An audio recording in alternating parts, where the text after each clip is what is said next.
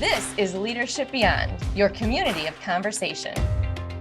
But this is the first time in my professional career that everybody, 100% of us, are consciously aware we are engaged in the change initiative. Yeah, everything. I mean, COVID caused us all to go through change, right? At the same time, but our experiences were so different. Facing these unprecedented times in isolation is pure insanity.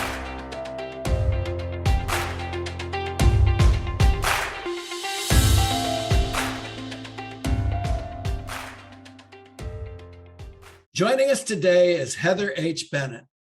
Heather is a digital marketing strategy, social media consultant, and personal brand coach. She lives and works in Chicago, and she's drawing on over 20 years of experience in brand marketing and brings a unique spin to understanding how personal brands can impact business and personal goals.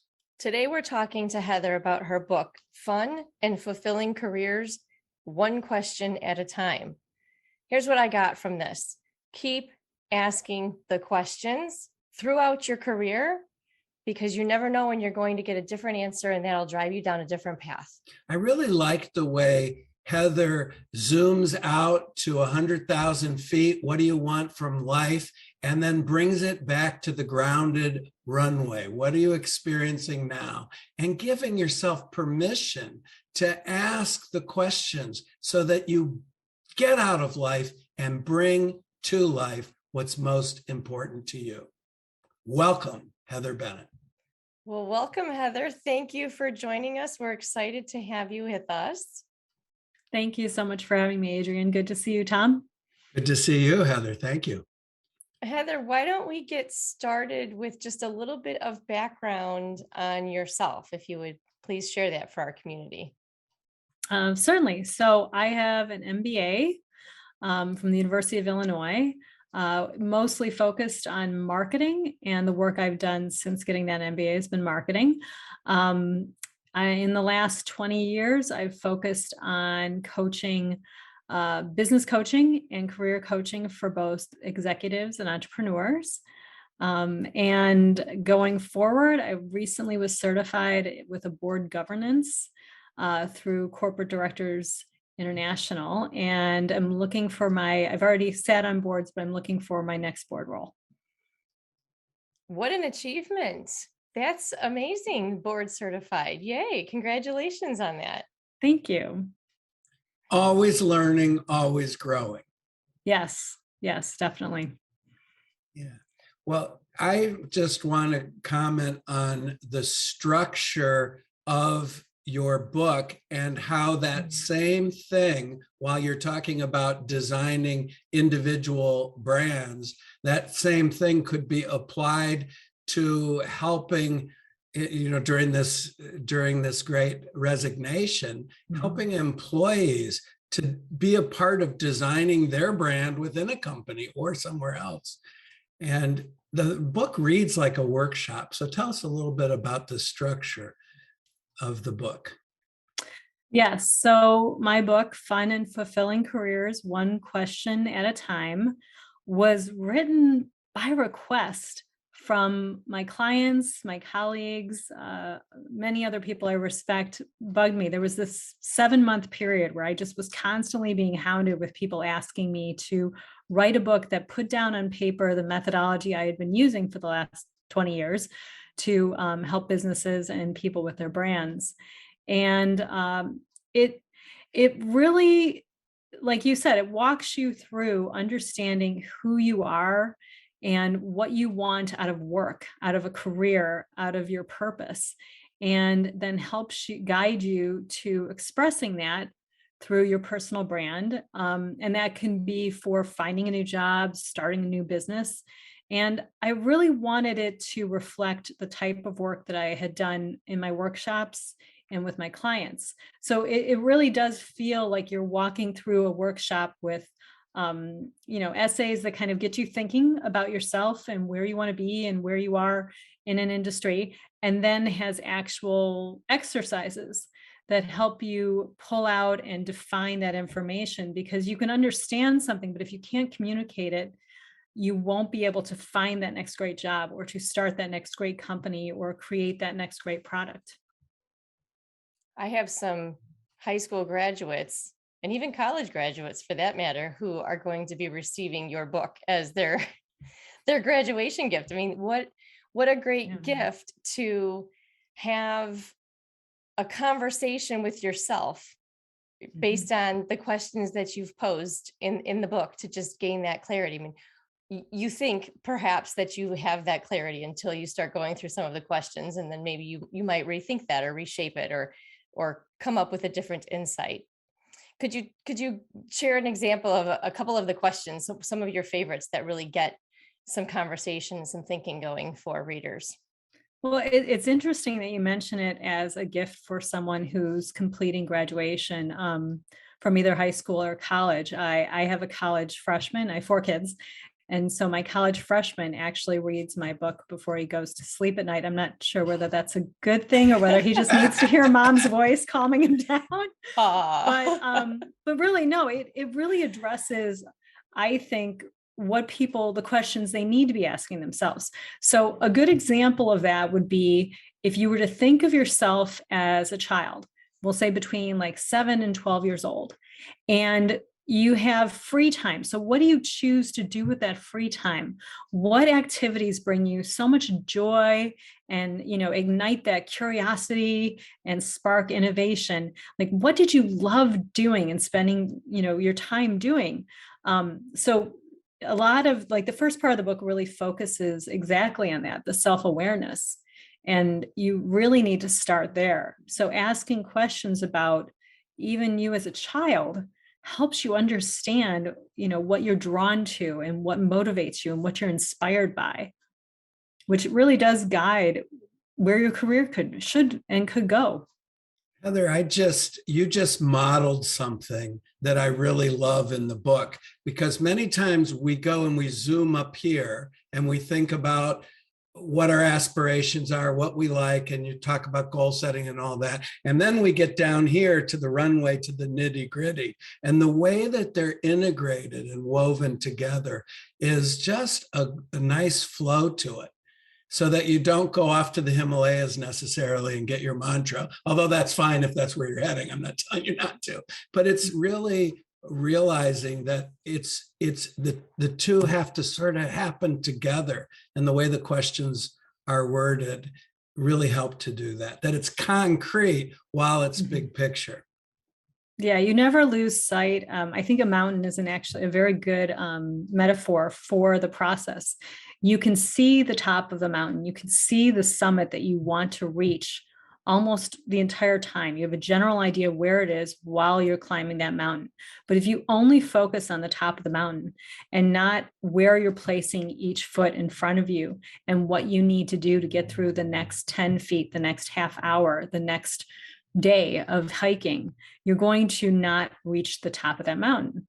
So by breaking it down into those easy steps, you'll be more likely to achieve that goal. It's much more realistic if it's in small, easy, bite-sized steps. Yeah, you I've- feel like I can do this. Yes. and I've seen this play out so many times. I've got young children, two young children, 7 and 10, and it seems now that the younger generations, and honestly all of us, right, are so much more inclined to what is the next thing, and we're not necessarily like everything is a tiny little bit, right? We're not always, we don't want to take off the big chunks, we don't want to read the long articles that, oh no, that's far too long if it takes longer than 30 seconds. And yet you have these visions, but the vision is fine if you can't figure out a way to get there. And so breaking that down, finding a way to break that down and taking it, if you're taking it question at a time, what's the next thing, and then the next thing and the next thing, and eventually you get there, and having just those little bit of nuggets. As I think about this, it reminds me of HR and business leaders who have been grappling with how do we keep our talent. And I've done a lot of work in the past with organizations where we're building career pathing within the organization. And sometimes it is we do a good job at working with the employee to identify, well, what are the things that are interesting for you to do versus what are the things that I need you as an organization, as a leader, that I need you to be doing, right? Like having those conversations. So I imagine that your book could help leaders to gain some of that awareness of how do I guide my employees to find their right place, which might sound counterproductive to retaining talent. However, you might find the right best place for that employee in alignment with what their goals are if you're actually helping them to achieve that. What would you say about that? It's, that's such a good point about this a lot of what this book could do to help leaders would be to give them the questions to ask the people that work for them and with them. And if you think about, as a leader in business, you're managing a couple of different resources, but the two primary resources are the return on investment for your money and return on investment for the people you're investing in. And to be able to spend the time asking the right questions of the people who work for you, you gain a better understanding of where everyone's talents and interests lie in a team. Once you see that, you can overlay that with what has to get done, and then try to work in the best person to do each of those tasks. It's, leadership is not easy at times, but it can be incredibly rewarding for both the leader and their team if they can find the work they enjoy doing and they understand how each of their inputs and each of their abilities can add to getting the goal done. So really, that would be how I would see a leader using the book, giving themselves the right questions to ask their team to keep them motivated and give them the correct work that needs to get done.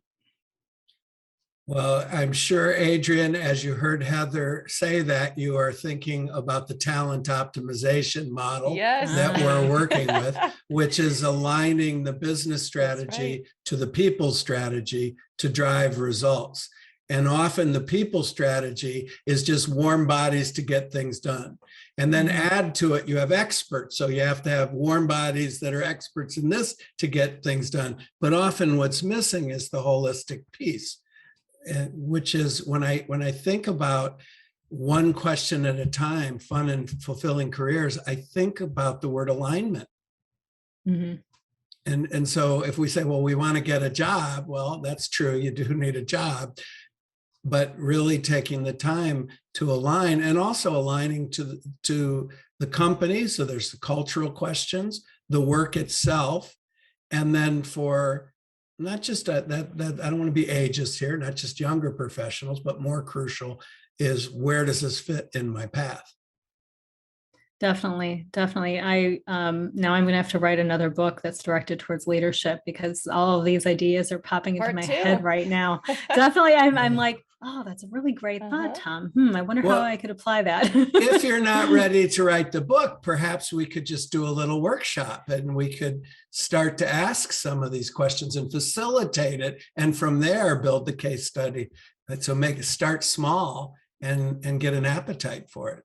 Considering that this was the way I wrote this book, starting with workshops and my work and then building it in, I think that's a great idea. Yeah, but you did it by accident, sort of. Not really, because nothing is an accident, but you weren't aware. Now you could do it intentionally, perhaps. Definitely. So go ahead. I interrupted you. I'm sorry. No, I love that idea. It's really right now, managing your human resources and really taking care of the people who work for you is so important.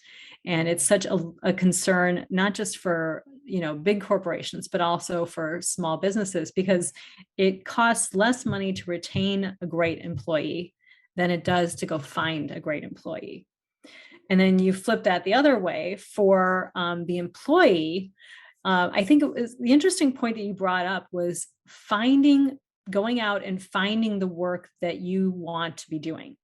So there's a section of my book that I talk about doing the research to find a place where you and your unique abilities are needed in the world. And I think that works within a corporation as well. Taking time to meet people, to network, to introduce yourself to people outside of who you work with every day, and learning what they do and where the opportunities lie. In a large corporation, that's how people can help themselves advance, is by looking for those opportunities that really utilize the skills that they have and that they are good at. Do you have a process? One thing you point out in this book is the importance of saying no.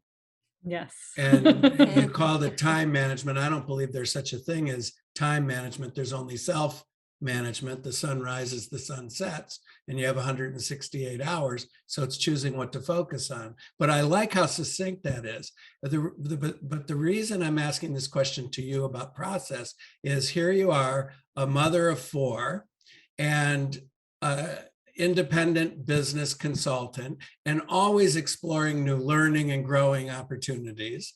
So how do you keep the possibility pipeline expanding, but be real intentional about what you commit to?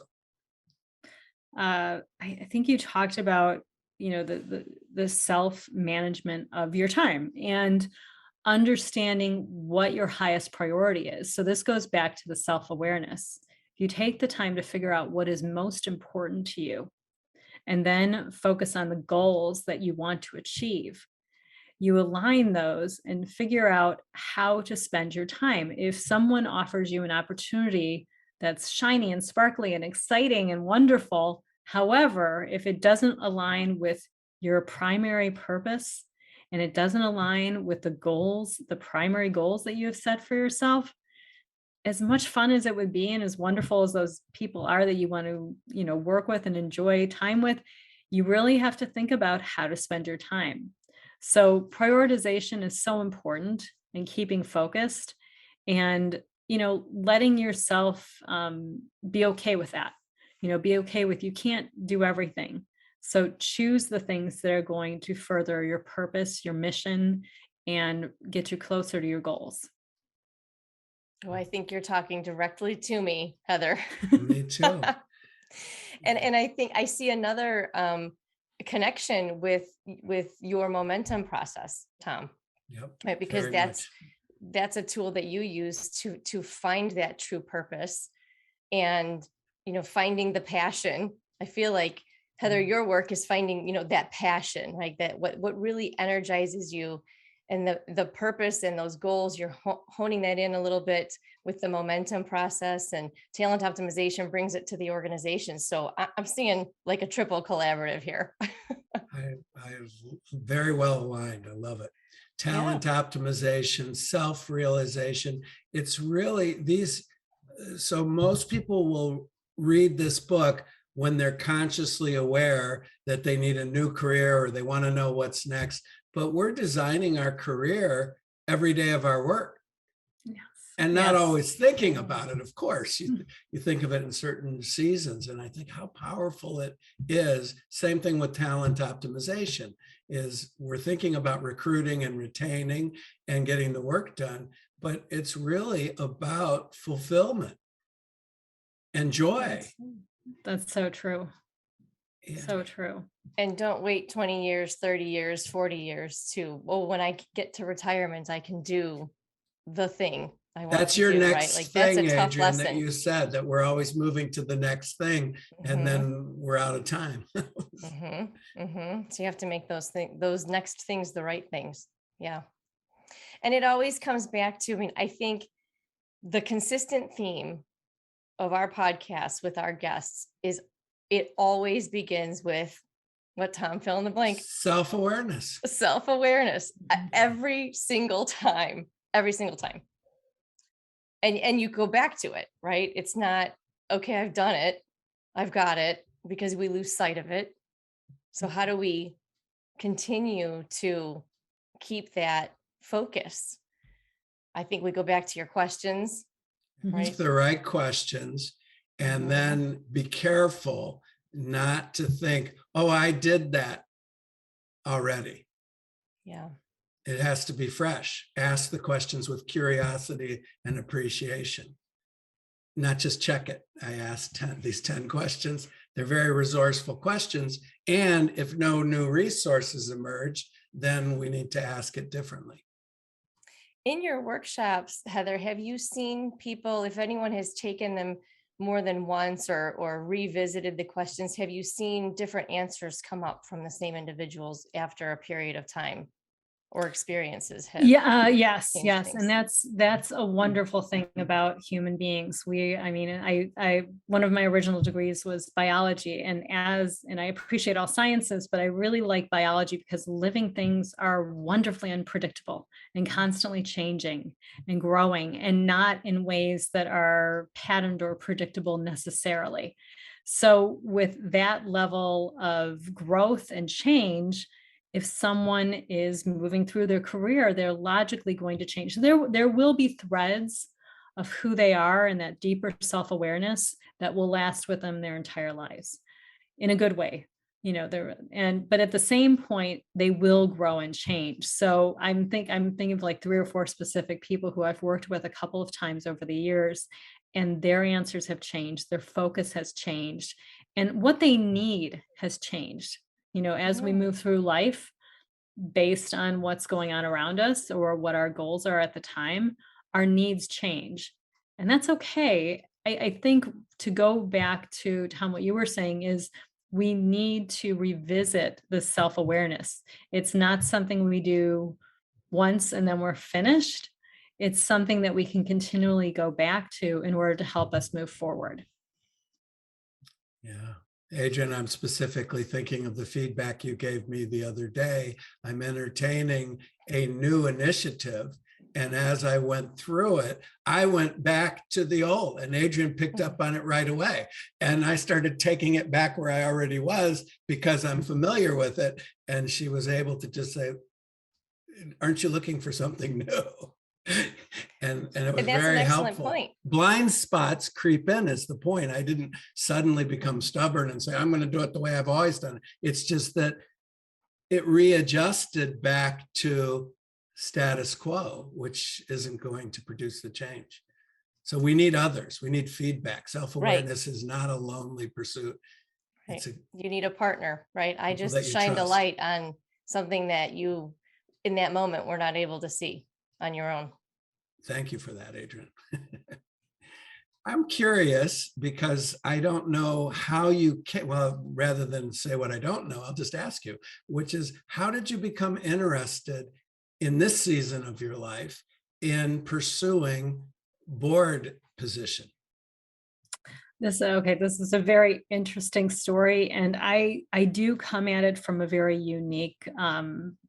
unique background. A friend of mine, actually one of my former clients, who's the CEO of a media company, had asked me to analyze the online coursework that was the course I ended up taking. There's like a pre-primer, like, short online course. And then there's a longer, way more in depth, really thorough class that teaches you over the course of many months and many, many meetings and intensives, how to be an excellent board of directors member and to really serve and be a good steward of a company. So anyway, so she had asked me, could you just take the course? You've got an MBA, so you'll understand this. You've sat on boards of directors, so you'll understand the process.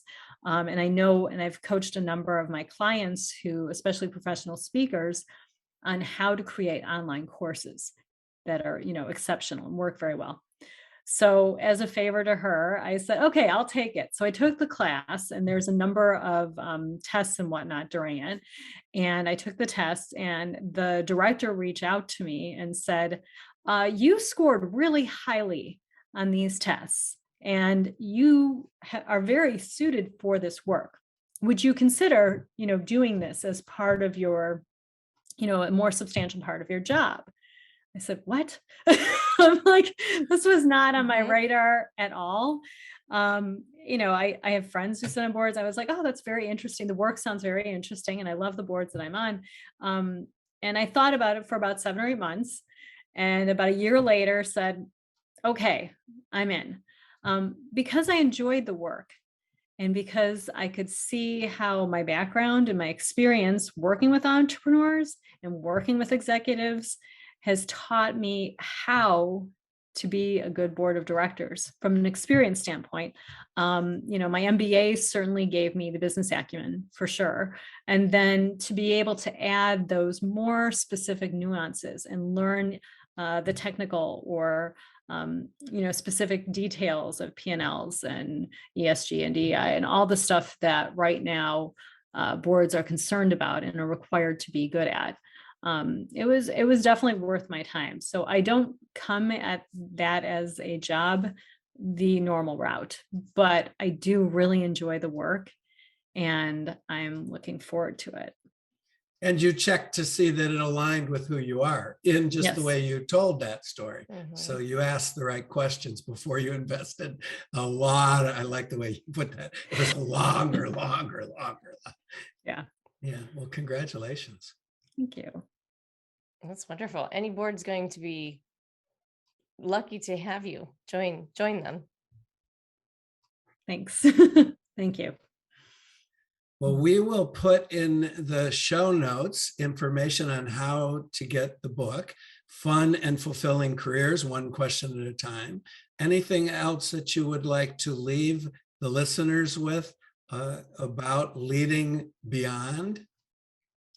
Really, leaders right now need to think holistically about their teams and their employees. There's been this lack of trust and a decrease in loyalty both ways for the employer and the employee. That's that's what's causing this great resignation that's happening right now. And a recent statistic I heard was that a lot of people who leave their jobs aren't even staying in those jobs for 12 months because they're having a hard time finding a right fit. I think it's up to the leaders to really develop the people who work for and with them and help them find a way to grow their career. And sadly, sometimes that may mean moving on to another company, but that only makes the company better because then it's sending forth people who are exceptional workers. So taking the time to really develop and listen to your employees is probably the best thing a leader can do right now, given where we're at and what's going on in the business world. Well, thank you so much for joining us, Heather.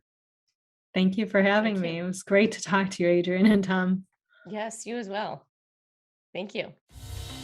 Thank you for listening to the Leadership Beyond podcast. We hope you benefited from this conversation as much as we have. We invite you to join our community of conversation. Subscribe to our podcast on iTunes, Spotify, or wherever you listen to podcasts. Don't forget to sign up at aleadershipbeyond.com for free materials and updates. That's aleadershipbeyond.com. Join us in 2 weeks for our next episode.